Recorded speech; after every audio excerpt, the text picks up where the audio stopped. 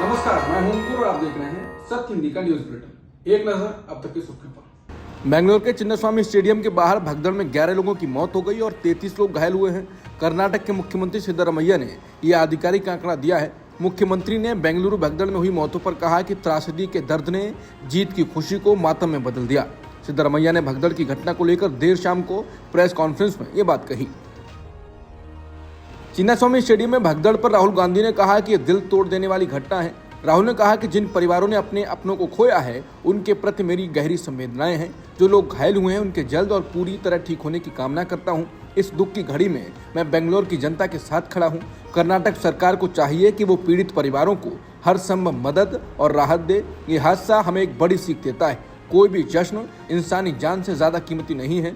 ऐसे सार्वजनिक कार्यक्रमों में सुरक्षा के सारे नियमों की दोबारा जांच होनी चाहिए और उन्हें सख्ती से लागू किया जाना चाहिए। जान बचाना सबसे पहली जिम्मेदारी होनी चाहिए। बेंगलुरु में आरसीबी की विक्ट्री परेड में मची भगदड़ पर पीएम मोदी ने दुख जताया है। उन्होंने मारे गए लोगों के परिवार के प्रति अपनी संवेदना व्यक्त की। वहीं दूसरी तरफ बीजेपी ने इस हादसे के लिए कांग्रेस सरकार को जिम्मेदार माना। हादसे को लेकर पीएम मोदी ने एक्स पर लिखा कि बेंगलुरु में हुई दुर्घटना बहुत ही दुखद है। इस दुखद घड़ी में मेरी संवेदनाएं उन सभी लोगों के साथ हैं जिन्होंने अपने प्रियजनों को खो दिया है। केंद्रीय गृह मंत्रालय ने बुधवार को घोषणा की कि भारत में जनगणना और जातियों की गिनती 2 चरणों में की जाएगी।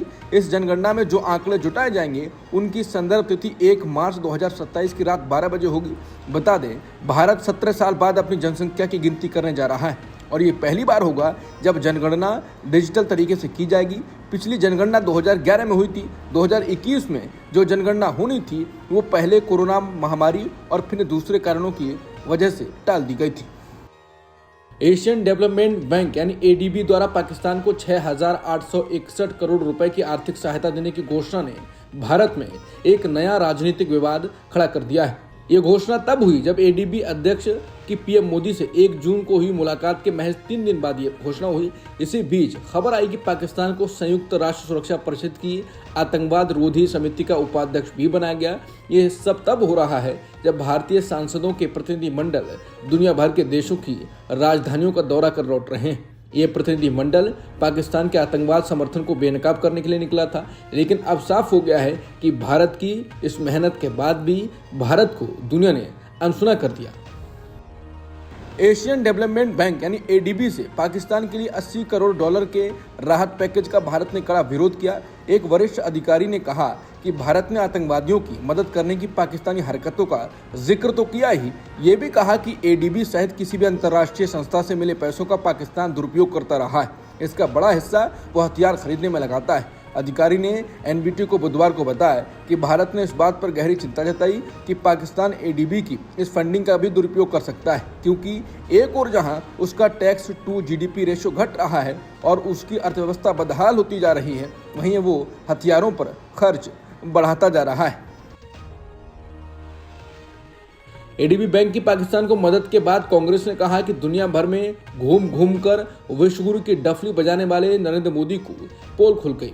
एशियन डेवलपमेंट बैंक ने पाकिस्तान को 6,861 करोड़ रुपए दे दिए हैं। सिर्फ 3 दिन पहले मोदी एशियन डेवलपमेंट बैंक के अध्यक्ष मसातो कांडा से मिले थे और 3 दिन बाद ही पाकिस्तान को बड़ी रकम दे दी गई। इससे पहले आईएमएफ पर भी मोदी सरकार का जोर नहीं चला था और पाकिस्तान को कर्ज मिल गया था, वो भी तब जब भारत पाकिस्तान के बीच संघर्ष चल रहा था। साफ है, नरेंद्र मोदी ने विश्व पटल पर हमारे देश का बहुत नुकसान किया है। ये नुकसान इस वजह से हुआ कि नरेंद्र मोदी अपनी छवि चमकाने, फोटो खिंचाने और फर्जी विश्वगुरु की ढपली बजाने में लगे रहे।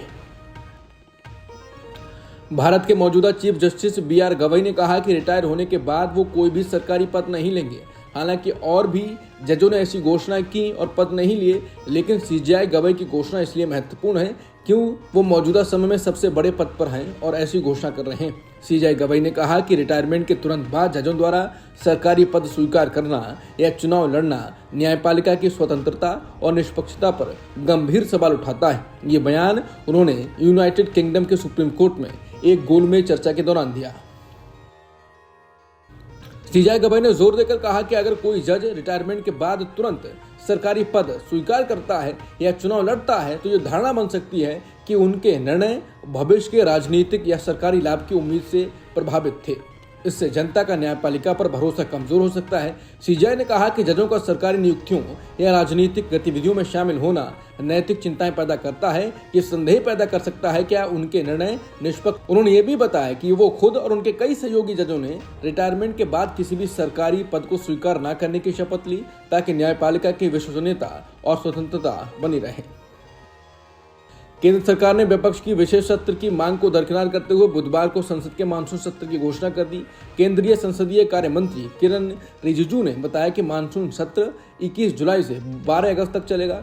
रिजिजू ने कहा कि हमने संसद का मानसून सत्र 21 जुलाई से 12 अगस्त तक बुलाने का फैसला किया।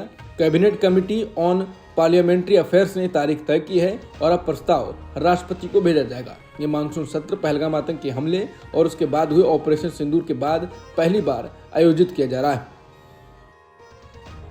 पंजाब पुलिस ने पाकिस्तान को खुफिया जानकारी मुहैया कराने के आरोप में यूट्यूबर जसबीर सिंह को गिरफ्तार किया है।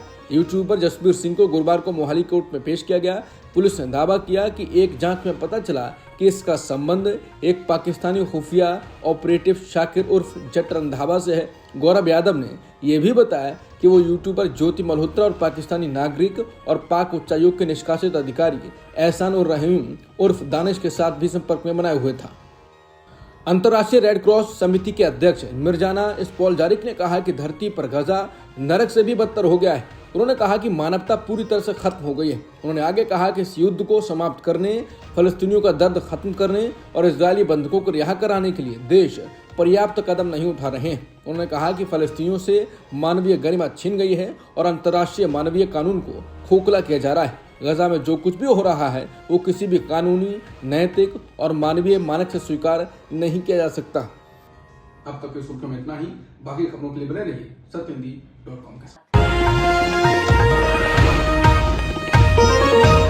Copyright disclaimer under Section 107 of the Copyright Act 1976. Allowance is made for fair use for purposes such as criticism, comment, news reporting, scholarship, and research.